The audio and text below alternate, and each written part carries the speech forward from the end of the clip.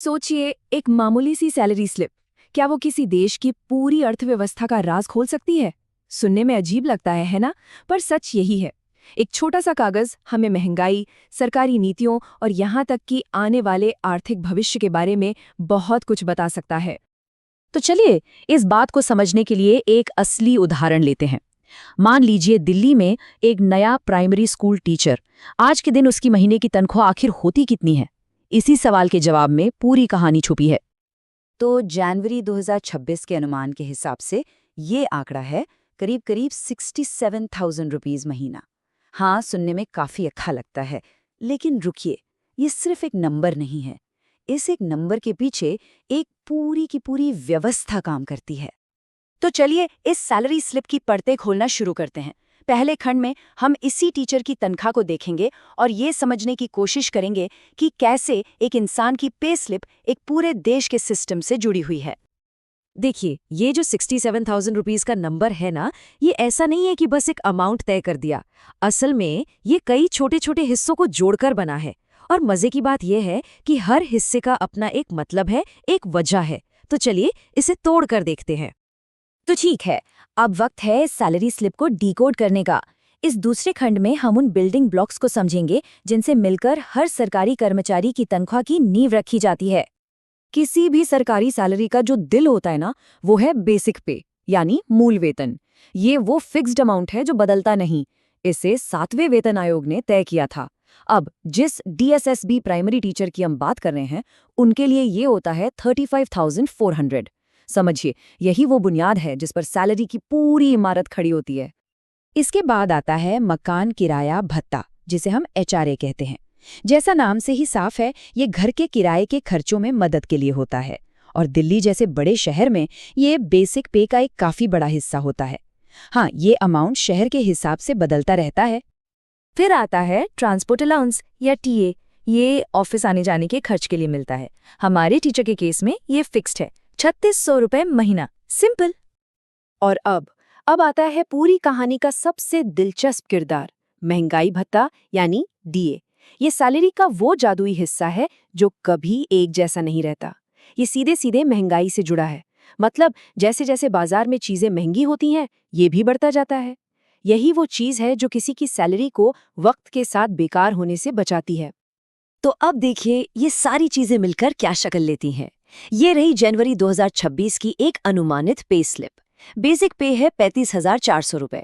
इस पर जुड़ता है 60% DA, फिर 30% HRA और ट्रांसपोर्ट अलाउंस। और यहाँ एक और मजेदार बात है, ट्रांसपोर्ट अलाउंस के ऊपर भी DA मिलता है। इन सबको जोड़ दें तो बनती है ग्रॉस सैलरी 73,020 रुपए। फिर इसमें से NPS जैसी कुछ कटौतियां होती हैं और आखिर में हाथ में आते हैं लगभग 67,096 रुपए। अब ये DA इतना जरूरी है कि इसके लिए एक अलग सेक्शन तो बनता है। तो तीसरे खंड में हम इसी महंगाई कवच को समझेंगे। आखिर ये सिस्टम काम कैसे करता है और सरकारी कर्मचारियों की सैलरी को बढ़ती कीमतों की मार से बचाता कैसे है। इसे ऐसे समझिए कि महंगाई भत्ता असल में महंगाई के असर के खिलाफ एक शील्ड है, एक कवच। इसका सीधा सा काम ये पक्का करना है कि वक्त के साथ जेब की ताकत कम न हो जाए। मतलब जो चीजें आज कोई खरीद पा रहा है वो कल भी खरीद पाए। तो सवाल ये है कि ये महंगाई कवच बनता कैसे है। इसकी प्रक्रिया 3 स्टेप्स में होती है। स्टेप 1, लेबर ब्यूरो देश के 88 इंडस्ट्रियल सेंटर से रिटेल कीमतों का डेटा जमा करता है। स्टेप 2, इस डेटा से हर महीने एक इंडेक्स बनता है, AICPI IW। और स्टेप 3, सरकार इसी इंडेक्स के 12 महीने के एवरेज के आधार पर साल में 2 बार DA का नया परसेंटेज तय करती है।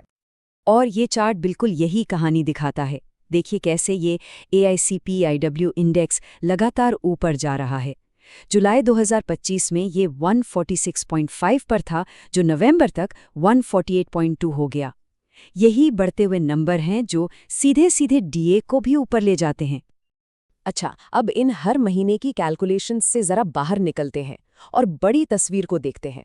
चौथे खंड में हम बात करेंगे वेतन आयोग के चक्र की। ये वो आर्किटेक्ट हैं जो हर 10 साल में सैलरी के पूरे सिस्टम को ही नया डिजाइन देते हैं। होता ये है कि लगभग हर 10 साल में एक सेंट्रल पे कमीशन बनाया जाता है। इसका एक ही काम है, सभी केंद्रीय कर्मचारियों की सैलरी का स्ट्रक्चर रिव्यू करना और उसे नए जमाने के हिसाब से दोबारा बनाना। ये एक बहुत बड़ा और ज़रूरी काम है। और यहीं पर आता है द ग्रेट रीसेट। जब भी कोई नया पे कमीशन आता है, ये रीसेट होता है। समझिए कैसे। अभी जो 7वां पे कमीशन चल रहा है, उसमें डीए बेसिक पे के ऊपर अलग से मिलता है। लेकिन जब 8वां पे कमीशन आएगा, तो ये सारा जमा हुआ डीए बेसिक पे में ही मिला दिया जाएगा। इससे एक नई और ज्यादा बेसिक पे बनेगी और डीए वो वापस 0 से गिनना शुरू हो जाएगा। और बस यही बात हमें हमारी कहानी के क्लाइमैक्स पर ले आती है। 5वें खंड में हम यही सवाल पूछेंगे, आखिर 60% पर होता क्या है? ये वो जादुई नंबर है जो सरकारी सैलरी सिस्टम में एक नए दौर की शुरुआत का इशारा करता है। देखिए, इतिहास ये रहा है कि जब भी महंगाई भत्ता 50 या 60% के बड़े आंकड़े को पार करता है, सरकार एक नए पे कमीशन को बनाने के बारे में सोचना शुरू कर देती है। तो ये 60% का आंकड़ा सिर्फ एक नंबर नहीं है, ये एक सिग्नल है, एक बड़े पॉलिसी चेंज का सिग्नल। तो सवाल ये है कि हम इस मैजिक नंबर के कितने पास हैं? अच्छा, नवंबर 2025 के डेटा को देखें तो डीए अभी 58% पर है और जो बढ़ोतरी कैलकुलेट की गई है वो है करीब 1.93%। मतलब हम लगभग 59.93% पर पहुंच जाएंगे। हम 60% के निशान से बस एक कदम दूर हैं। तो आगे की टाइमलाइन कैसी दिख रही है? 31 दिसंबर 2025 को महंगाई के फाइनल आंकड़े आ जाएंगे। 1 जनवरी 2026 को डीए के 60% तक पहुंचने का अनुमान है और बस यहीं से 8वें पे कमीशन के दौर की शुरुआत हो जाएगी। इसकी औपचारिक घोषणा मार्च या अप्रैल 2026 तक होने की उम्मीद है। तो आखिर में ये सारी कड़ियां जुड़ती कैसे हैं? 7वें पे कमीशन में जमा हुआ ये 60% का डीए एक तरह का इन्फ्लेशन बफर बन जाता है और यही बफर 8वें पे कमीशन की नई और बढ़ी हुई सैलरी तय करने का आधार बनता है।